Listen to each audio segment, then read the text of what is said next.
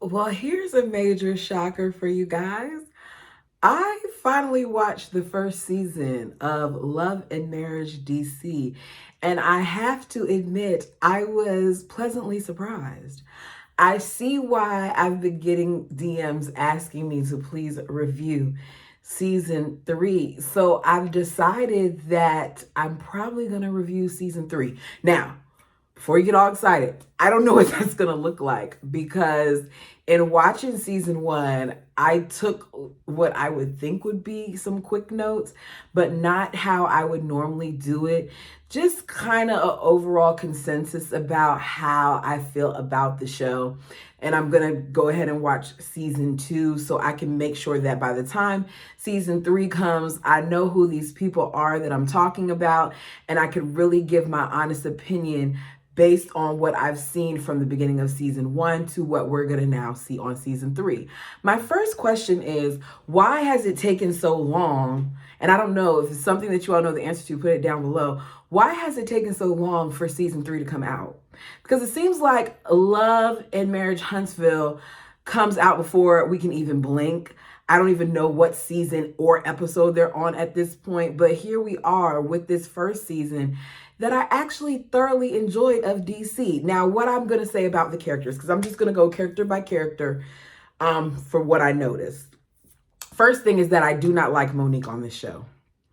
I liked her a lot when she was on Real Housewives, but I think for this show that Monique just came across as really messy to me and kind of drama filled. I understand that they do various edits, but there were times when certain things had died down. Example with Winter and Ashley and Raina, and she is the reason why they were brought back up because she kept putting her nose into it.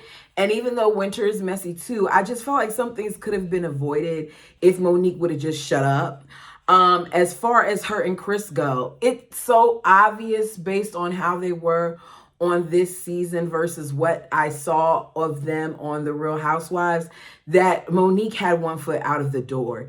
It seemed like she was complaining about every little thing that the man did, even at times where what he was doing wasn't even that bad, but because she was so quick to jump in and not allow him to finish his thought, that it just made her come across kind of like she was just nagging, which is why I feel like a lot of people were in the comment sections during the season saying things like they thought that Monique just came up here to divorce him.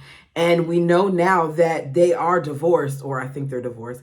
So it's just, we're seeing it, how it played out firsthand. Okay.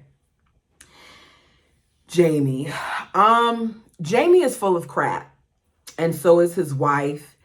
I knew from the very beginning when how everybody kept asking him, like, how did y'all, we need to know how we got to 26 years and 26 years and bigging them up about these 26 years and how it seemed like they were really vague in their response to it. Like, I understand you not wanting to talk about it at your party, but you could have talked about it other times when you all gathered, and it didn't seem like they really wanted to.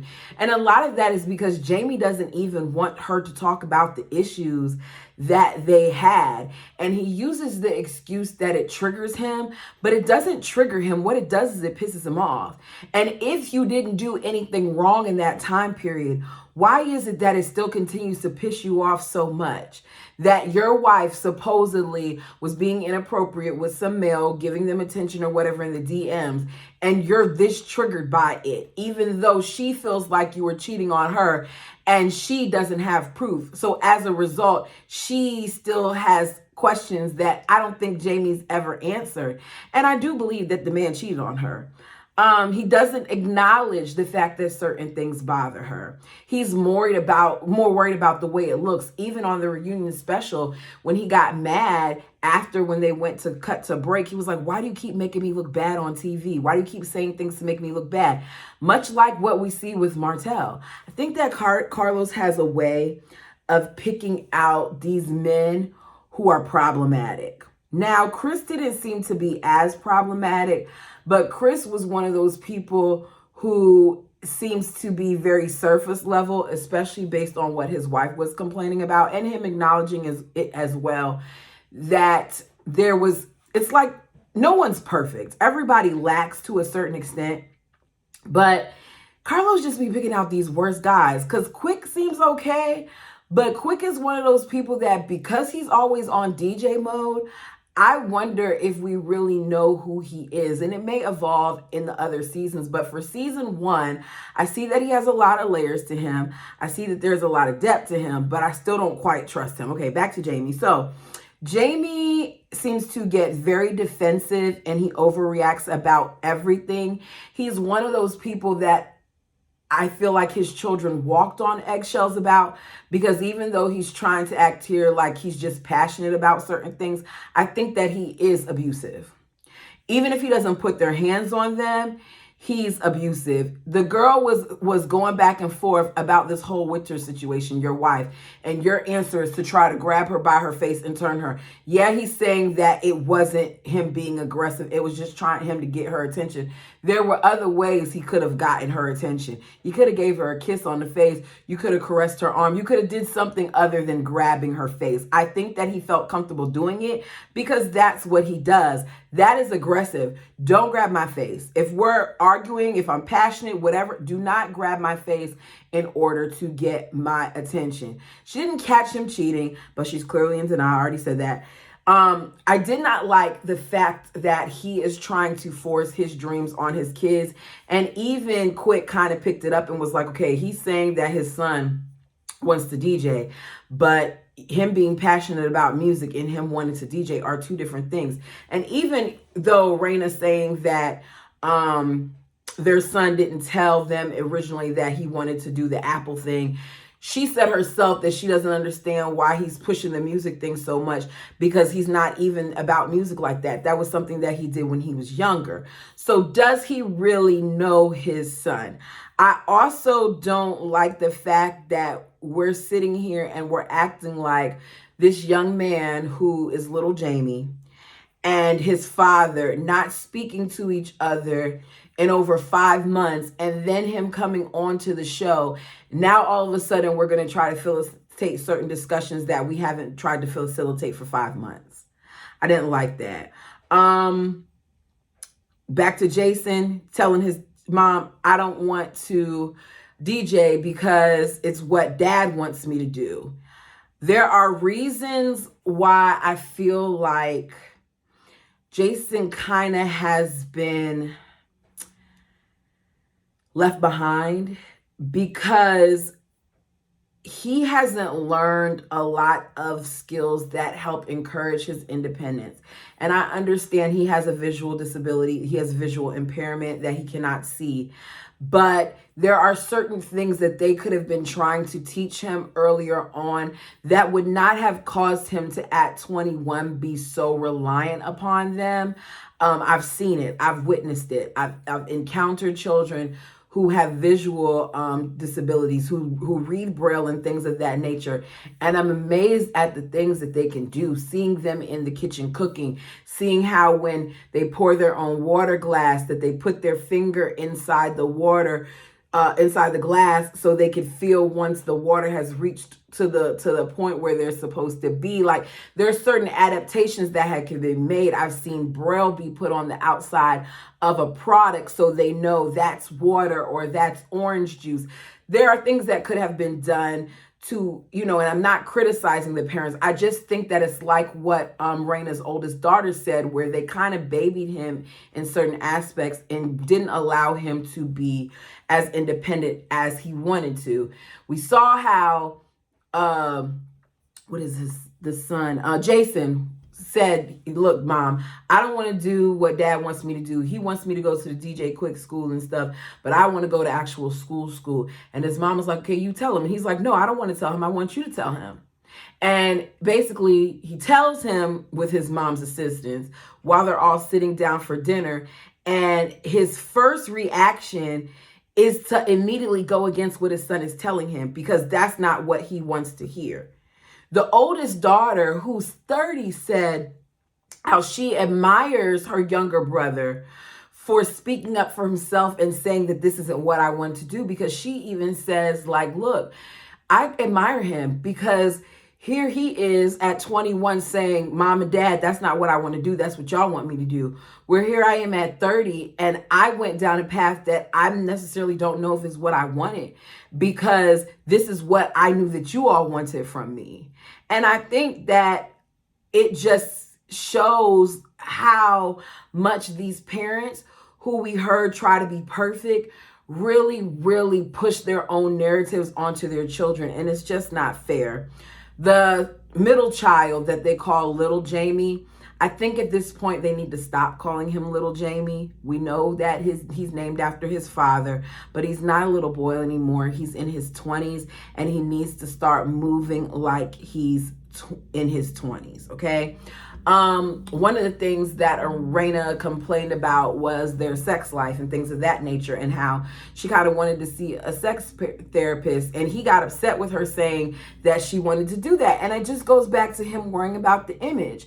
If you're with someone and they tell you that they want to see a sex therapist, it's because either things are getting boring, maybe they want to find additional things to do, other ways to not just satisfy themselves, but you as well, or because they're not being satisfied themselves. Jamie's saying, well, he's satisfied and whatever, doesn't mean she is. Men and women are not built the same way. We are not designed the same way. What works for her might not work for me. What works for him might not work for this other man. It just sounds really insensitive, the way that all the stuff comes up, okay? We then I wrote Raina and Jamie again. I guess I was on a Raina and Jamie kick. I said I don't like him, that Raina covers up a lot for him, that the intuitive reading that was done on them, where the young lady said that his energy kind of comes off like he's bulldoggy, like he's a bully, kind of, from the energy specialist was spot on. He tries to use the excuse of how he was disciplined and things of that nature, and that's why he is the way he is. But there is a difference between discipline and motivation, and it doesn't have to involve an aggressive behavior in order for it to happen. Just because it was something that your parents did to you all doesn't mean that it's something that has to be done to the next generation. I've said this before in other videos. I was raised a certain way. Some of the things that were done to me, my mama definitely should have been in jail. And my other family members should have been in jail for some of the things that were done to me, their methods of discipline. And when my child came around, there's certain things that I automatically knew I wasn't going to do. Some of which I kept, some of which I didn't. And it got to a point where I had to realize what worked best for my child. And my child even came out straight and told me, and was like, look, Mom, I don't like when you yell at me. And I knew he didn't like it, because when I did it, he was shut down. So if I see that my child shuts down from me yelling at him, then why am I so quick to yell at him? Change your behavior. And I feel like the problem with Jamie is he doesn't want to change his behavior. Instead, he wants to make excuses for his behavior. We then have, I think I said it before, but I do believe that Raina is in an emotionally abusive situation. And part of me doesn't think she realizes it, but we'll see what season 2 brings, because I'm going to watch that too. Ashley and Quick. I like Ashley. At first I didn't like her, but then I realized that some of her is kind of like me, where I just call it like I see it. It's just you have to watch your delivery, because sometimes it can come out as extremely abrasive, and it could turn people off at times. I think she's beautiful. I think she's gorgeous. I think that her monotone and the lowness of her voice is just like, oh, Ashley. Her and Winter really did, in my opinion, and y'all let me know what you think. See, we're talking about season 1. Her and Winter really did carry this show. I think that the energy that they both brought, I think that Winter being as messy as she was, and the back and forth and the different comments that were made, did a great job.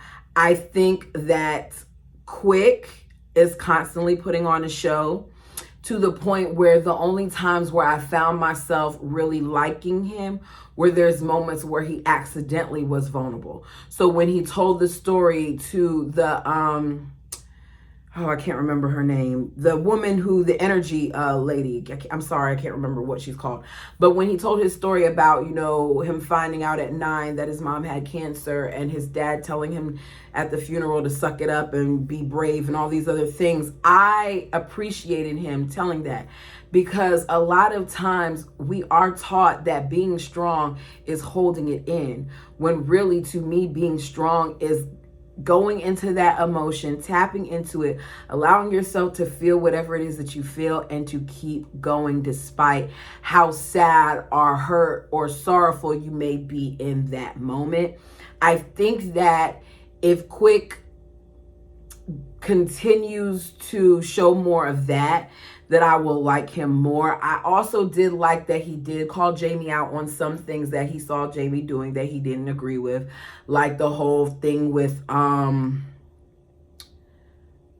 his wife, and how he wasn't acknowledging what she was saying, and the whole thing with the careers, and saying how sometimes we want to put our own things and live through our kids when it comes to what they want to do, but we have to back off on certain things. I did like that aspect. Okay. Back to Monique. I said she's just as messy as Winter, running and telling everything and messing up the delivery. She made things with the ladies worse. The fight was squashed, as I said earlier. It kept going. She kind of killed the vibe for others, but she did do a good job with having everyone come together. I did enjoy the cast together. I think that they all together, they really do complement each other. Now, I know it's going to change for season two because I believe that Monique isn't in this season. And I also know that Joy and Clifton, who I did watch on Ready to Love, and I gotta be real, got on my nerves. They're probably gonna get on my nerves when I watch season 2. I know that they're now up on this show. I wanna know with Winter, because I think Winter is gorgeous. I was so happy when she covered up that balls piece that she was doing, because I feel like if she was gonna do it, if she would have cut off all her hair, her face would have looked phenomenal, but it was too much going on with the way that she had it cut. I believe that Winter saying that she was a relationship therapist, I was Ashley in that moment, because how is it that, and I'm not even talking about her first marriage with the cheating, but you met this man who you knew for less than a year. You got married to him, even though you had never been to his place. He told you he lived in an apartment basement, but that basement was really the basement at his mother's house. You thought he was this architect who made all these millions of dollars because y'all were going from place to place to place, and then you find out that it was a possibility that he may have stolen funds, and he didn't have a car. Like, there were so many little flags there that she ignored as a relationship expert, that I could see why Winter and Quick joked about the fact that, you know, most of the time the people who are in these professions are the ones that don't have their nails done, or who are single but they're counselors and things of that nature. I do think that Winter brought a great dynamic to the show. I didn't like how she kept bringing up that she had knowledge of things like the cheating between Quick and Jamie, and how she was sent things, but she didn't show it on the show. Why even mention it if you're not going to show it? Number one. Number two, if you were sent things, you should have sent it to the wives and had a discussion with them so that you can let them deal with that, because it just comes across as more mess. Winter's a hot mess, but I like her. And I think that I may continue to like her next season. We'll see. Some of you all know more than me. Go ahead and leave your thoughts down below. Remember, we're talking about season 1 here. I have not watched season 2. I'm about to start that today, and we're going to see what that brings. Tisha here. Please like, please comment, and subscribe. And until next time.